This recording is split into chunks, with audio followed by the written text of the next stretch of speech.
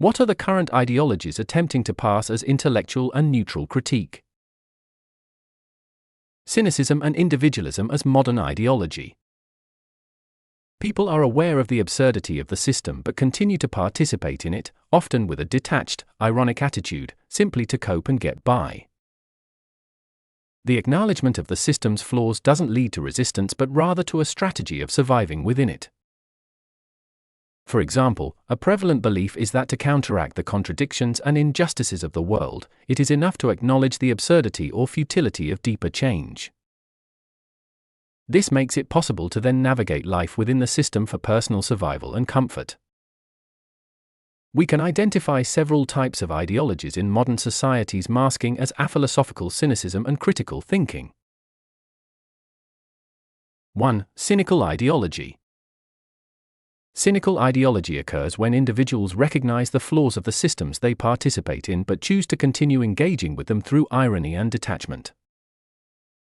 Rather than challenging or resisting, they adapt to these systems, often for personal comfort or survival. This attitude reflects a passive acceptance of the system's absurdity, where people cope by distancing themselves from its flaws without seeking meaningful change. 2. Enlightened Western Buddhism. Enlightened Western Buddhism uses spiritual practices, like meditation, as a way to cope with the pressures of capitalism, rather than challenging it. While individuals may discuss social issues or engage in intellectual critique, they don't act to disrupt the system.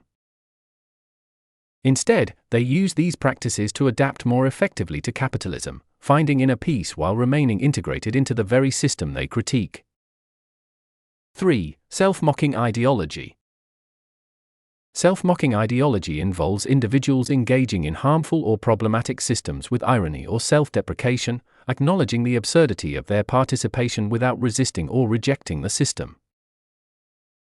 This self-mockery doesn't lead to change but makes the system more palatable.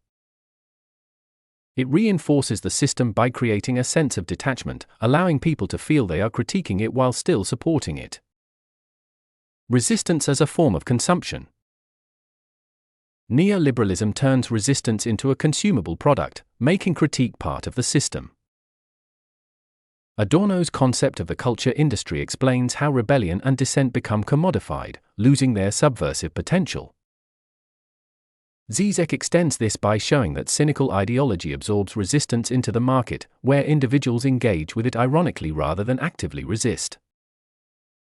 An example is how camping, once a form of resistance against consumerism, has become a high-status industry through the rise of glamping, reflecting how even acts of defiance are commodified and consumed.